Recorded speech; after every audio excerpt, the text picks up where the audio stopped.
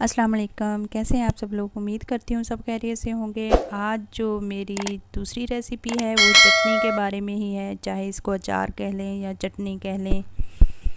ये fries style में मैंने ये चटनी बनाई है। ये भी बहुत ही मज़ेदार, बहुत जायके वाली बनती है। आप ज़रूर इसको ट्राई कीजिएगा और मुझे दुआएं देंगे कि कितनी मज़ेदार ये चटनी है।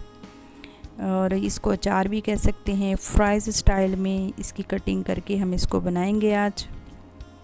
तो ये पार्ट नंबर 2 है।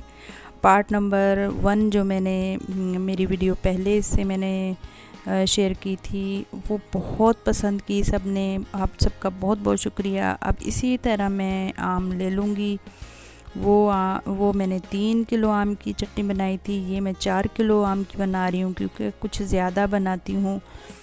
तो बिल्कुल फ्रेश ताज़े आम लेने हैं, कच्चे कच्चे, बिल्कुल भी अंदर से पीले ना हो। जितने ये सख्त आम होंगे उतनी ही ये अच्छी चटनी बनेगी। ये देखिए स्लाइस मैंने कर लिए हैं और अब मैं इसको फ्राइज़ की स्टाइल में कटिंग कर लूँगी।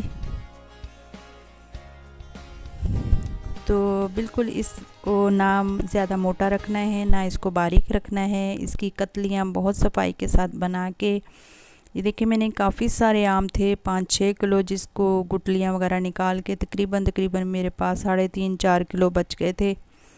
अब मैं आधे आधे करके इसको मसाले लगाऊंगी।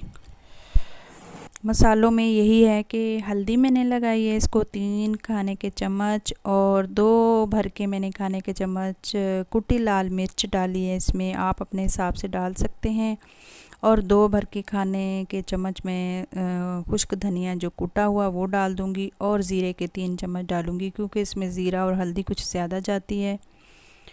तो ये अचार वाला मसाला है जो अचार में हम डालते हैं। ये मैं अक्सर कूट के रखती हूँ, दरड़ सा बना के। ये अक्सर सब्ज़ियों में भी डाल देती हूँ। सब्ज़ियों का अचार जब डालती हूँ तो ये अभी चीनी डाल रही हूँ। ये मैंने 5-6 चम्मच खाने के मैंने चीनी के डाले, तकरीबन ये पौना कप हो गया था चीनी का। इसमें आप गुड़ या शक्कर भी डाल सकते हैं। और 2 चम्मच मैंने इसमें नमक के डाले हैं। ये हमारा पूरा हो गया। और अब मैं इसमें गरम मसाला जो बारीक पिसा हुआ घर का जो होता है गरम मसाला वो डालूँगी, और सिरका मैं इसमें डालूँगी पौना कप। तकरीबन 2 पौने 2 किलो मेरे पास ये आम है। इसमें ये सारे मसाले जाएंगे, और इतना ही मैं अभी मस्टर्ड ऑयल डाल दूँगी। सरसों का तेल और सिरका दोनों हम वज़न ही डालूँगी।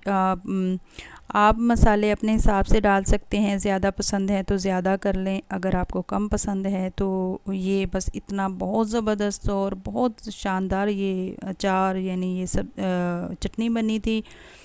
ये देखें मैंने तकरीबन मेरे पास ज़्यादा कतलियाँ थी, तकरीबन 4-3.5 किलो मेरे पास थी। मैंने आधा आधा करके बना रही हूँ। ये आधे का मैंने आपको बताया है। अगर आप इससे भी कम बनाना चाहते हैं तो उसके हिसाब से आप मसाले कम कर लें। तो एक दफ़ा आप बनाएंगे तो इंशाल्लाह आपको अंदाज़ा हो जाएगा कि ये चटनी कितनी मज़ेदार बनती है। इसको आप चावलों के साथ, ये चावलों की तो जान है। इसमें चावलों के साथ सिंपल चावल सादे बना के उनके साथ ये चटनी हो तो क्या लाजवाब जायका देती हैं। तो मैं अब जो चटनी तैयार हो गई है उसको मैं किसी जार में निकाल के थोड़ा अलहदा रखूँगी, ताकि मैं जो दूसरी मेरे पास अचार है कतलियाँ पड़ी हैं उनको भी मैं मसाले वगैरह लगा के सबको मिक्स करके एक ही शीशे वाले बड़ी बर्नी में भरूँगी। ये देखिए मैं साइड में इसको करूँ तो ज़्यादा डाल रही थी कि काफ़ी मैंने इधर उधर देना भी होता है। तो बहुत मज़ेदार ये बनता है। ये देखिए तकरीबन मैंने वो वाली कतलियाँ भी उनको भी मसाला लगा के सब ये एक जगह पे इकट्ठा कर लिया है। अब इसको मैं बड़ी वाली शीशे वाली बर्नी में भर के रखूँगी। ये चटनी भी आप तकरीबन 7-8 महीने सेव कर सकते हैं। इसका भी यही है कि इसको आप गीला हाथ ना लगाएं, गीला चम्मच ना लगाएं, तो ये महफूज रहती है। टाइट जार में इसको बिल्कुल बंद करके फ्रिज में रखें, फ्रिज के बाहर ना रखें, ये ख़राब हो जाता है। नमक इसमें पूरा हो तो ये चटनी कभी ख़राब नहीं होती। सिरका ये चटनी को ख़राब नहीं होने देता, इसलिए सिरका लाजमी डालें।